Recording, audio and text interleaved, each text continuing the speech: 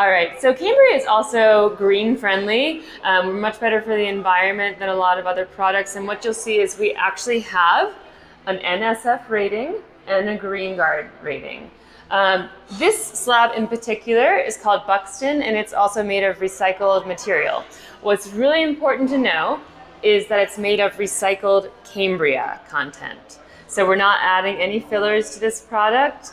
It's still your same percentage of quartz binder and pigment, but we are reusing recycled Cambria pieces in it.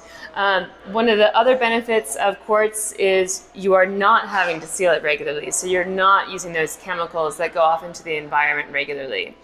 I also like to point out, if you imagine this on your kitchen countertop, imagine you had granite or marble and you had to seal it regularly.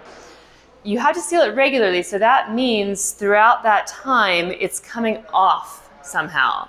So you have to wonder, is that sealant coming off in your bread or in your food that you're preparing in some way, or just in the air in general? So that's another reason I like to use Cambria, because you don't have to worry about products that are sitting on top of your countertop.